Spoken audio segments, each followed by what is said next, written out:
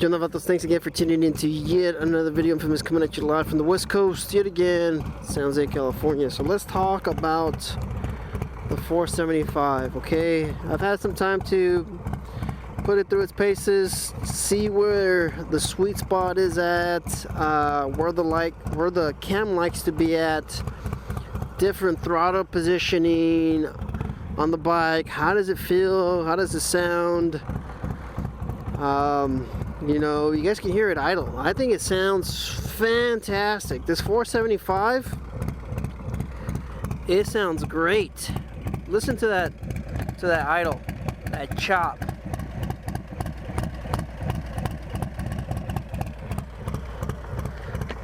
Man, I think it sounds really good. As far as the 475, the sound, I think that's what it's known for. And I believe a lot of people, you know, that's what they go for. Some people don't even want the performance of 475 or of a Stage 2. They just want it to sound like a Harley. You guys know I owned a CB carbureted Evo, and I've always mentioned this in a lot of my videos. You know, these Harleys, these fuel injected Harleys, they don't sound the same. They don't, and I've always, you know, I just thought to myself, hey, why not just put an overhead cam in these things? I mean, it doesn't sound like Harley up until you put a 475 in it. Okay, so like I said, I mean, a lot of people believe that the 475 or the Stage 2 is just worth it for that idle sound, that chop.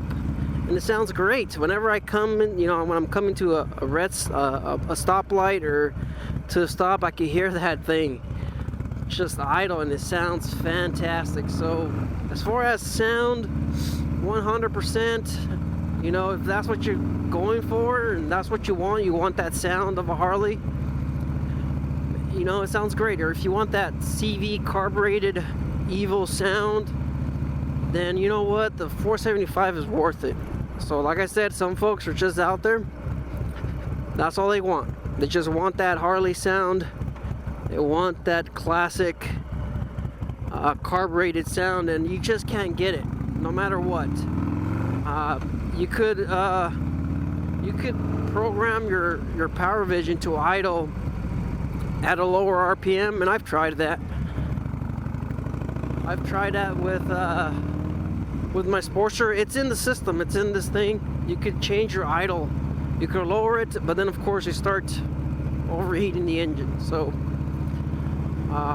it's just, hey, if you want that sound and you know you're willing to pay quite a bit of money, or who knows, you know what, you don't even need the pump and the plate for this thing. If that's what you're going for, that's what you want. You don't want performance, you don't want sorry guys, I'm still sick.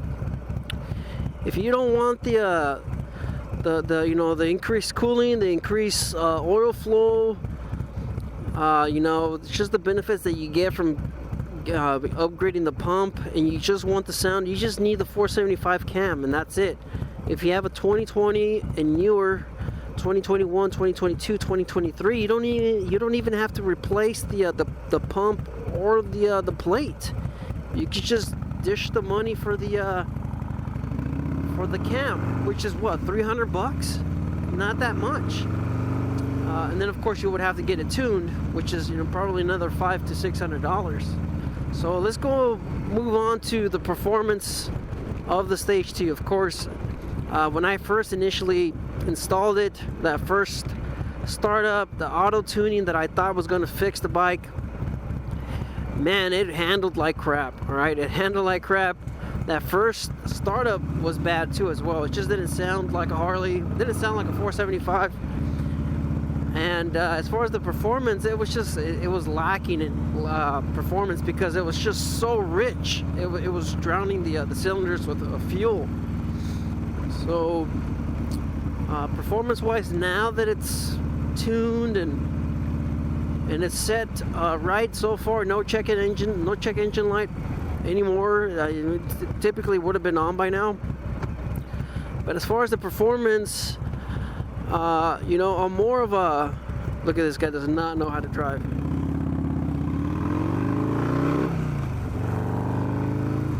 That's how you merge onto these streets.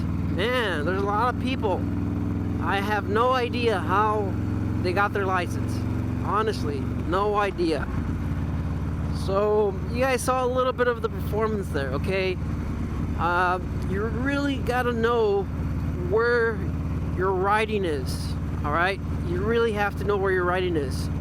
Now, for me, obviously, my riding style, I'm more of a 465 guy, okay? I'm more of a 465 guy, that's me. The 475 doesn't really fit my riding style. It's fun, it is an improvement, but like I said, my tendencies of where I typically ride are 465. That's me.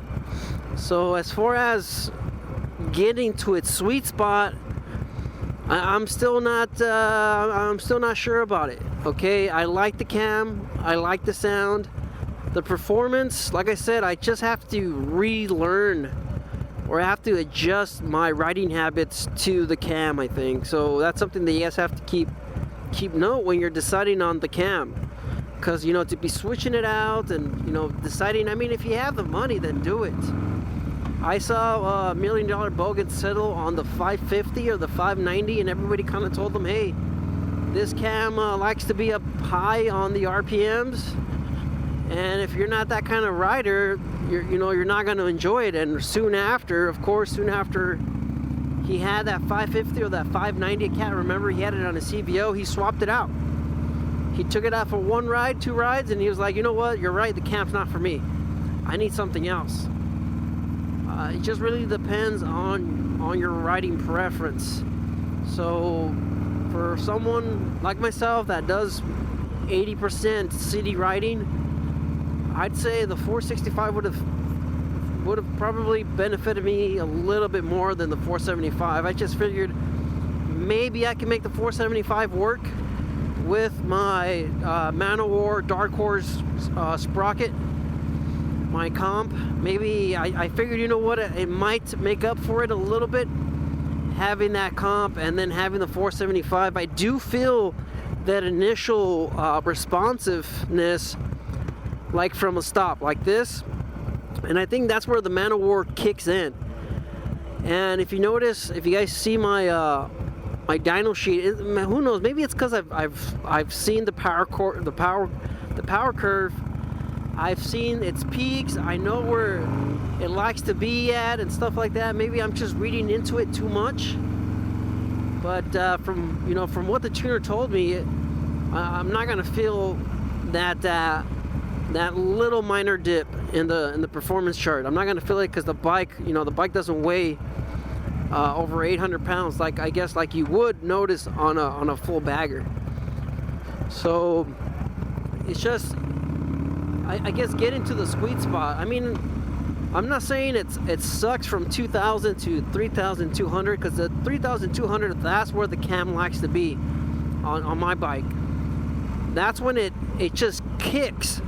It kicks, and you can feel the difference with 30% throttle on the positioning of the throttle, with 30%, 40%. As soon as it hits that 3,200, it just kicks in to overdrive or to hyperdrive or whatever, warp speed, whatever you want to call it. So yeah, I could feel the difference. All right, so like I said, from 1,000 to 2,000, I feel the responsiveness of the 475. It's probably because of the dyno. I mean, it has a little bit of it shoots up and then it kind of plateaus a little bit, and then it hits 3,200 and then it just shoots back up again. So that's what I've just been, noticing when I'm riding.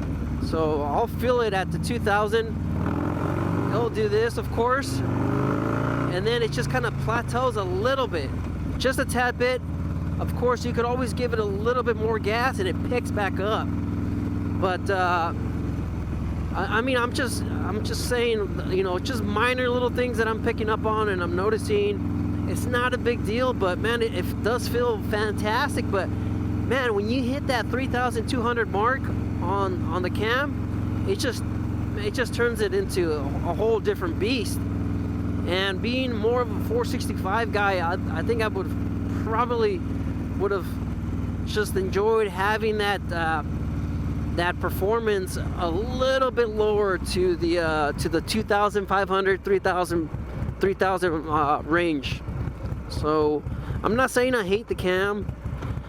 I'm just looking for stuff to nitpick and point out. Maybe you're out there and you're trying to decide 465, 475. You really have to know your riding style, and I've always said this in all my videos when it comes to, of course, the FXRT fairing, when it comes to the Road Warrior fairing. I've always mentioned it. This fairing does not fit my riding style. I've already said it probably like 50 times.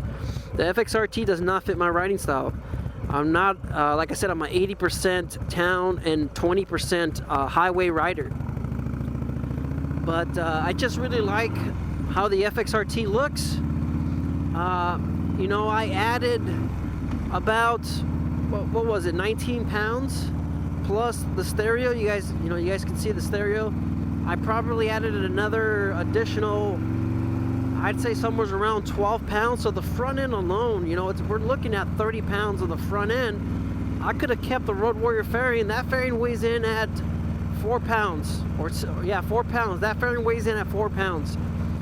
That would have been more of a performance boost if I would have just kept the Road Warrior fairing. It does good on wind protection. It does great on wind buffeting and stuff like that. But I just like the way this fairing looks. So, as far as the main reason why I got the Stage 2 is because I was adding all of this onto the bike. I like how the bike feels. I was just missing the way it was handling before I added the FXRT fairing and before I added the stereo system and all this stuff, all this extra weight. So you guys know the saddlebags, Leather Pros, that's what, 20 pounds plus the front end, that's, let's say, 30 pounds. So I've already added about 50 to 60 pounds of additional weight. So this bike went from weighing in at 670 pounds, and it went up to weighing in at 700, 720 pounds, 730 pounds. So about 740, let's just round it up. So it went from handling, and then adding that extra weight on the Stage 1, I just felt like it needed a little bit more power to weight ratio. And of course, this thing's now pushing 114 horsepower at 127 foot-pounds of torque. But like I said, a lot of that, I would say it's around the 3,200 mark. So, hey, that's just me, just sharing my thoughts. You guys can let me know in the comments. What are you guys looking into? Of course, there's more, there's more options. There's definitely more options when it comes to cams. You have Redshift, you have zippers, you have Star Racing, you have Woods, a lot of great options out there. But I settled with the 475 for a few reasons. All right, one, the sound. All right, that's the number one thing. I've always been satisfied with the Stage 1 on this thing, up until I added the fairing, of course. I've always been satisfied with it. In 3 years, never had an urge to add more power or go up to a bigger displacement, nothing like that. I've always been happy with the Stage 1. So it's like I said, that's probably the number one reason. Man, it just hits different as soon as it hits that 3,200, 3,300 mark. So reason number two why I went with the 475, it was the kit. The kit was it. I mean, it had everything I wanted, everything I needed. Yes, I don't need the pump and the plate and stuff like that, but I figured, hey, I'm already there. I'm already swapping stuff out. Why not just get the benefits of a better pump, right? Better life expectancy of the engine. You have better lubrication. you have better cooling, because of course the pumps, it's pumping more oil, so that stuff's running through the oil cooler. It's keeping the things nice and cool. So you have those. Like I said, you don't need that stuff, but hey, I'm already there. Hey, I figured why not just swap it out. So like I said, you get the rotator cuffs, the alloy ones, which is nice. You get the cam, you get the push rods, everything you need. It's all in one kit. It's easy. I was looking at Woods. I was looking at Star Racing. I was looking at those cams, but I mean, I would have to piece by piece, you know, add all that stuff together, and that was just something that I didn't want to do. All right. So, is there cams out there better than the 475? Yes, there is. There is cams better. But living in California, reason number 3, living in California, it is tough to come by these parts. All right, I didn't want to, you know, piece them one by one. I didn't want to get the cam from this supplier and then get the rotator cuffs and get the quickie push rods from this other supplier and stuff like that. I wanted a all-in-one kit. I didn't want to, like I said, part stuff out, and then, like I said, because I live in California, they're very strict about what comes over here. Just, if you guys see my video, just me trying to get the fuel filter for my Sportster, that was difficult. You know, that was difficult to do living in California. And then eBay they recently started banning a lot of the fuel management systems from their posts. Amazon, they also started banning products from being shipped to California.